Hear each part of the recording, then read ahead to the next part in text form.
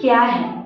Constitution Bharat का एक ऐसा दस्तावेज या डॉक्यूमेंट कह सकते हैं जो सबसे ऊपर है, जो सुप्रीम है, जिसके ऊपर और कुछ भी नहीं। तो ये एक है फादर ऑफ ऑल लॉ, मतलब जितने भी लॉ हैं अगर उनको भारत में लागू होना है तो उन्हें कॉन्स्टिट्यूशन में दिए गए रूल्स प्रोविजंस के ऊपर खड़े उतरना होगा, अदरवाइज उन्हें हम लोग वॉइड मान लेते हैं। क्या मान लेते हैं? वॉइड मान लेते हैं। तो अब ये तो समझ में आ गया कि कॉन्स्टिट्यूशन क्या है। तो कॉन्स्टिट्यूशन है father of all law. But video आगे बढ़ाने से पहले आप सभी से एक रिक्वेस्ट है कि आपको अगर इसी तरीके के इंफॉर्मेटिव वीडियो चाहिए तो प्लीज हमें सब्सक्राइब कर लीजिए। आगे बढ़ते हैं। फीचर्स ऑफ इंडियन कॉन्स्टिट्यूशन, देखो ये बहुत इंपॉर्टेंट है। आप चाहे डिस्क्रिप्टिव आंसर लिखो, एमसीक्यूज लिखो, इन सब चीजों में से आता ही है क्वेश्चंस, ठीक है। तो सबसे पहला फीचर है हमारा रिटेन। अब रिटेन का क्या मतलब होता है? रिटेन का मतलब किसको पता है? तो देखो रिटेन मतलब, देखो कॉन्स्टिट्यूशन को हम लोग दो पार्ट में डिवाइड करते हैं। एक होता है रिटेन और दूसरा होता है अनरिटेन। रिटेन कॉन्स्टिट्यूशन हमें कहाँ मिलता है? अमेरिकन कॉन्स्टिट्यूशन में। कहाँ मिलता है?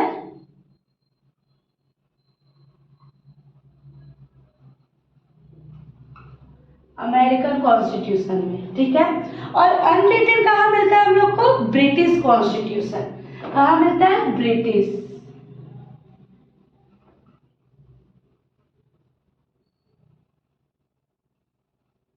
रिटेन, अनरिटेन, ठीक है। तो कॉन्स्टिट्यूशन दो तरीके का होता है, एक होता है रिटेन, दूसरा होता है अनरिटेन। रिटेन का एग्जांपल हम अमेरिकन कॉन्स्टिट्यूशन से ले सकते हैं और अनरिटेन का हम लोग ब्रिटिश कॉन्स्टिट्यूशन से ले सकते हैं। और इंडिया में एक रिटेन कॉन्स्टिट्यूशन है। हमें एक कॉन्स्टिट्यूशन का बुक, बेयर एक्ट ये मिल जाता है। तो ये इसका मतलब हुआ कि एक रिटन है, मतलब हमारे जितने भी रूल्स रेगुलेशन लॉ है वो सभी हम लोग के लिखे हुए हैं। अगर आपको और मुझे पढ़ना है और जानना है तो हम वो बुक या फिर बेयर एक्ट को खोलकर जान सकते हैं। दूसरा हमारा है वर्ल्ड्स लॉन्गेस्ट कॉन्स्टिट्यूशन। क्या है? World's longest. इसको पढ़ने से ही समझ में आ जा रहा है कि ये दुनिया का सबसे बड़ा क्या है? कॉन्स्टिट्यूशन है, संविधान है। इंडियन कॉन्स्टिट्यूशन टोटल 395 आर्टिकल्स और 12 शेड्यूल्स को कैरी करता है। कितने? 395 आर्टिकल्स और 12 शेड्यूल्स। इससे ये समझ में आ जाता है कि भारत का कॉन्स्टिट्यूशन वर्ल्ड का लॉन्गेस्ट कॉन्स्टिट्यूशन है, जिसमें 395 आर्टिकल्स हैं और 12 शेड्यूल्स हैं।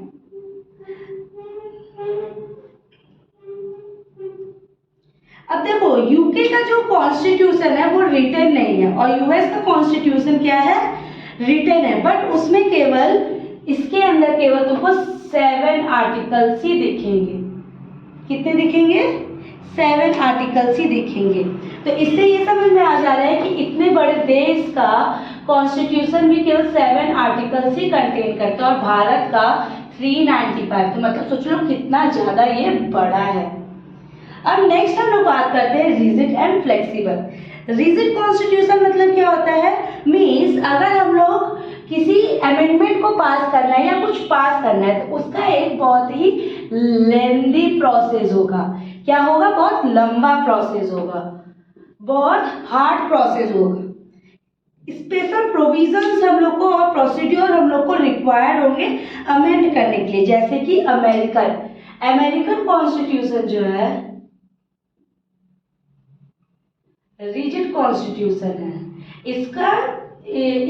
इसमें अमेंडमेंट करने के लिए आप सभी को एक स्पेशल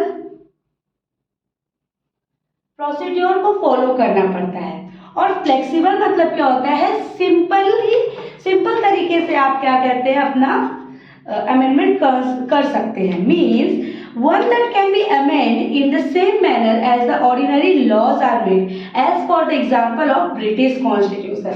अब हमें ये तो पता है कि ये अनरिटेन है, लेकिन इसके साथ ही साथ ये जो अनरिटेन कॉन्स्टिट्यूशन है ब्रिटिश का, ये फ्लेक्सिबल कॉन्स्टिट्यूशन है। कैसा कॉन्स्टिट्यूशन है? फ्लेक्सिबल कॉन्स्टिट्यूशन है जिसे पास करना बहुत इजी होता है, इसमें अमेंडमेंट लाना बहुत इजी होता है। उसी तरह इंडियन कॉन्स्टिट्यूशन में भी होता है, हम लोग बहुत सिंपली इसमें कोई भी अमेंडमेंट कर सकते हैं, जैसे एक ऑर्डिनरी लॉ को पास किया जाता है। तो हम लोग एक कॉन्स्टिट्यूशन को रिजिड या फ्लेक्सिबल किस बेसिस पे बोल सकते हैं, इसके प्रोसीड्योर, अमेंडमेंट के प्रोसीड्योर के बेसिस पे बोल सकते हैं, किसके, अमेंडमेंट के प्रोसीड्योर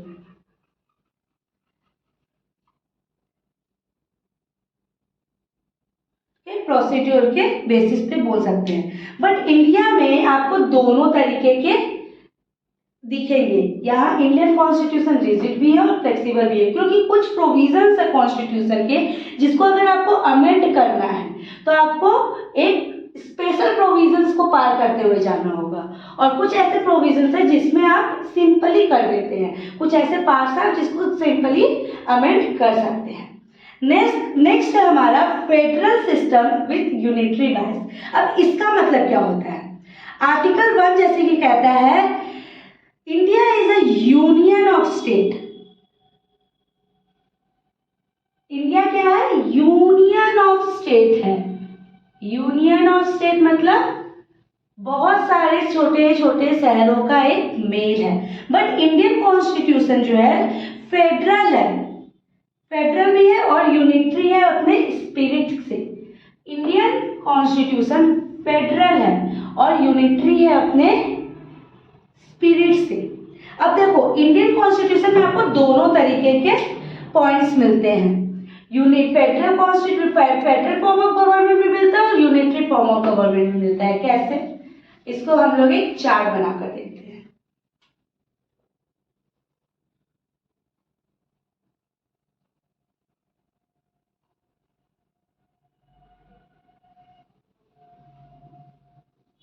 फेडरल का पहला पॉइंट क्या होगा, डिवीजन ऑफ पावर्स। क्या होगा, division of power.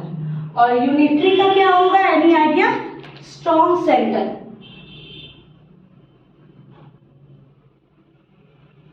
Strong centre मतलब आपको ये दिखता है कि हमारे में डिवीजन ऑफ पावर है, सेंट्रल के पास कुछ पावर्स है, स्टेट के पास कुछ पावर है ना। दोनों, सेंट्रल नेशनल लेवल पर चीजें देखता है, स्टेट अपने स्टेट के दायरे में रहते हुए चीजों को देखता है। प्रेजेंस ऑफ टू गवर्नमेंट,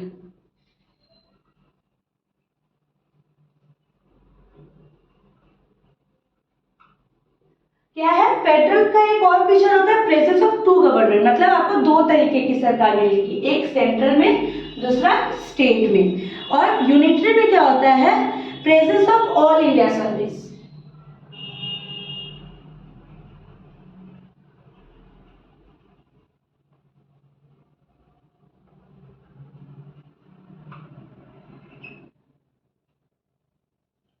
ठीक है, आपको ऑल इंडिया सर्विस मिलता है, हम लोगों को पूरे देश के बेसिस पे हम लोग को मिलता है, सेंट्रल से हम लोग को दिया जाता है। तीसरा पॉइंट है हमारा provisions of a written constitution.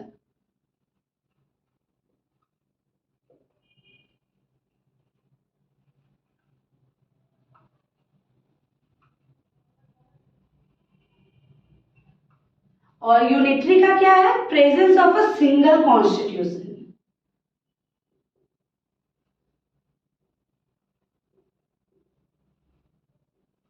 क्या है, सिंगल कॉन्स्टिट्यूशन मतलब आपके क्या है, प्रोविजन है रिटन कॉन्स्टिट्यूशन का। फीचर्स जो मैंने बोला था अच्छे से याद करो, अच्छे से बिल्कुल ऐसा नहीं है कि बस ऐसे ही देख लेना है, नहीं, इसको अच्छे से समझना है, अच्छे से जानना है, और वीडियो के अंत तक आप सभी को ये याद हो जाना चाहिए। इसी तरीके से देखो, तो क्या है, प्रोविजन हमारा रिटन कॉन्स्टिट्यूशन है हमारे भारत में और सिंगल कॉन्स्टिट्यूशन है। ऐसा थोड़ी है कि पश्चिम बंगाल के लिए कॉन्स्टिट्यूशन, उत्तर प्रदेश के लिए कॉन्स्टिट्यूशन, बिहार के लिए दूसरा और मध्य प्रदेश के लिए चौथा, ऐसा तो नहीं है। हमारा क्या है, सिंगल कॉन्स्टिट्यूशन है जो पूरे देश पे लागू होगा, किसी पर्टिकुलर जगह पे लागू नहीं होगा। और फोर्थ है सुप्रीमेसी ऑफ कॉन्स्टिट्यूशन क्या है, हमारे कॉन्स्टिट्यूशन को सबसे ज्यादा इंपॉर्टेंस दिया गया है ना। और यूनिटरी में हमारा प्रोविजन ऑफ सिंगल सिटीजनशिप, हम लोग को सिंगल सिटीजनशिप मिला है। ऐसा थोड़ी है कि दो दो सिटीजनशिप लेके बैठे हैं, नहीं, हम लोग भारत के नागरिक हैं, ना कि पश्चिम बंगाल के, ना ही बिहार के, ना ही उत्तर प्रदेश, ना ही मध्य प्रदेश, ना ही राजस्थान, ना ही गुजरात। हम लोग किसके नागरिक हैं? भारत के नागरिक हैं। चक दे इंडिया तो आप सभी ने देखा ही होगा। चक दे इंडिया में शाहरुख खान यही सुनने के लिए सबको रिजेक्ट करने लगता है। तो ये था आपका इसका। तो फिर से क्विक रिवीजन कर लेते हैं। भारत का कॉन्स्टिट्यूशन रिटेन है। दो तरीके में डिवाइड किया जाता है कॉन्स्टिट्यूशन को, एक रिटेन, दूसरा होता है अनरिटेन। रिटेन कॉन्स्टिट्यूशन हमें कहाँ का मिलता है? अमेरिकन कॉन्स्टिट्यूशन का। और अनरिटेन मिलता है हमारा ब्रिटिश कॉन्स्टिट्यूशन का। दूसरा पॉइंट था हमारा वर्ल्ड्स लार्जेस्ट कॉन्स्टिट्यूशन। हमारे भारत का कॉन्स्टिट्यूशन वर्ल्ड का सबसे लार्जेस्ट कॉन्स्टिट्यूशन है, जिसके अंदर 395 आर्टिकल्स और 12 शेड्यूल्स है। और सबसे ऐसा रिटेन कॉन्स्टिट्यूशन जहाँ पे बहुत कम आर्टिकल्स है वो है अमेरिका का, केवल 7 आर्टिकल्स कंटेन करता है अमेरिका। फिर हमारा थर्ड पॉइंट है रिजिड एंड फ्लेक्सिबल, जिसमें हम लोग ने जाना था कि रिजिड मतलब होता है कि हमें स्पेशल प्रोविजंस चाहता है अमेंडमेंट के लिए, और फ्लेक्सिबल मतलब नॉर्मल तरीके से हो जाता है, जैसे एक ऑर्डिनरी बिल पास किया जाता है, लॉ पास किया जाता है। फेडरल का फॉर्म का हम लोग देख लिए हैं, फेडरल को हम लोग और यूनिटरी को हम लोग पॉइंट्स में पढ़े हैं। इंडिया में Indian constitution federal form of भी आता है और यूनिटरी भी आता है। फेडरल में क्या है? Division of power, presence of two government, provisions of written constitution and supremacy of constitution, ये सभी इंडियन कॉन्स्टिट्यूशन में आपको मिलता है, भारत में आपको दिखेगा। और यूनिटरी में क्या होता है? स्ट्रॉन्ग सेंटर होता है, हमारे यहाँ स्ट्रॉन्ग सेंटर है। Presence of all Indian service, all India service भी है हमारे यहाँ। सिंगल सिटीजनशिप होता है, मतलब हम लोग भारत के ही नागरिक कहलाएंगे, ना कि किसी एक अलग अलग स्टेट की। और सिंगल सिटीजनशिप, ठीक है, सिंगल कॉन्स्टिट्यूशन है हमारे पास, मतलब हमारे पास एक ही कॉन्स्टिट्यूशन होगा। बिहार का, उत्तर प्रदेश का, बंगाल का, गुजरात का अलग अलग नहीं होगा। और सिंगल सिटीजनशिप मतलब कि हमें भारत की नागरिकता मिली है, ना ही किसी एक शहर की या फिर एक राज्य की, ठीक है। अब हम लोग आगे पढ़ते हैं parliamentary form of government. Parliamentary form of government क्या होता है? सोचो। गवर्नमेंट बाय द पीपल, मतलब भारत में जो गवर्नमेंट आ रहा है, पार्लियामेंट्री जो लोग आ रहे हैं पार्लियामेंट के अंदर, उन्हें कौन चूज कर रहा है? हम चूज कर रहे हैं, वही मतलब हुआ पार्लियामेंट्री फॉर्म ऑफ गवर्नमेंट, मतलब government by the people.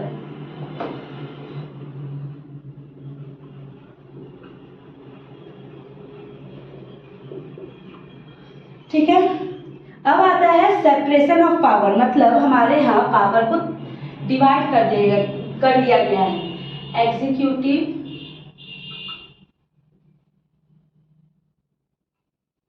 Legislature and judiciary, 3 part में हमारे पावर्स को डिवाइड कर दिया गया। और हम लोग 3 पिलर्स भी जानते हैं, 3 फॉर्म ऑफ गवर्नमेंट भी जानते हैं, सॉरी फॉर्म ऑफ गवर्नमेंट बोला, 3 पिलर्स होता है ये, ठीक है। एग्जीक्यूटिव, लेजिस्लेचर और जुडिशरी। एग्जीक्यूटिव वो होता है जो एग्जीक्यूट करता है, लेजिस्लेचर वो होता है जो लॉ बनाता है, और जुडिशरी उसको इम्प्लीमेंट करती है और हमें न्याय देती है। अब फंडामेंटल राइट्स के बारे में आई थिंक आप सभी को पता होगा, अगर आप लॉ पढ़ने जा रहे हैं या पढ़ रहे हैं तो इसके बारे में सभी को, एज सिटीजन ऑफ इंडिया आप सभी को फंडामेंटल राइट्स के बारे में पता होना चाहिए। और जिसको नहीं पता, आप सबकी जिम्मेदारी है कि आप सभी उन्हें ये बताओ, ठीक है, क्योंकि एक नागरिक के लिए इसको जानना बहुत इंपॉर्टेंट होता है। तो हमारा फंडामेंटल राइट्स डील करता है आर्टिकल 14 से 35, और ये दिया गया है पार्ट 3, ठीक है। अब है सेक्युलरिज्म। जब हम लोग प्रियम्बल पढ़ेंगे तो आपको सेक्युलरिज्म वर्ड आएगा, ठीक है। इसको हम लोग 42nd अमेंडमेंट एक्ट के अंदर इसको लाया गया था। सेक्युलरिज्म मतलब होता है कि कोई भी पर्टिकुलर धर्म नहीं होगा हमारे देश में, ना ही मतलब पर्टिकुलर मतलब किसी एक पर्टिकुलर धर्म को इम्पोर्टेंस नहीं दिया जाएगा, प्रायोरिटी नहीं दी जाएगी। सारे धर्म हमारे लिए सेम है, चाहे वो हिंदू हो, मुस्लिम हो, क्रिश्चियन हो, बुद्धिस्ट हो या फिर कोई भी हो, सभी को हम एक समान मानेंगे। तो ये था आपका कॉन्स्टिट्यूशन क्या होता है और उसके फीचर्स के बारे में एक छोटा सा सिंपल सा, जिससे आप सभी को बहुत सारे हेल्प मिलेगी। ये कुछ इंपॉर्टेंट फीचर्स थे, इसके अलावा भी बहुत सारे फीचर्स होते हैं, बट अगर आप ये लिखते हो अपने एग्जाम पेपर में तो आपके लिए बहुत फायदेमंद होगा। अगर आप सभी को इससे रिलेटेड नोट्स चाहिए तो मैं अपने डिस्क्रिप्शन बॉक्स में आपको टेलीग्राम चैनल का अपना लिंक दे दूंगी ग्रुप का, और आप उसे ज्वाइन कर लेना, वहाँ पे आपको इससे रिलेटेड नोट्स मिल जाएंगे। और प्लीज़ अगर आप सभी को वीडियो अच्छा लगा हो तो लाइक, कमेंट एंड शेयर जरूर करें और सब्सक्राइब करना ना भूलना। धन्यवाद।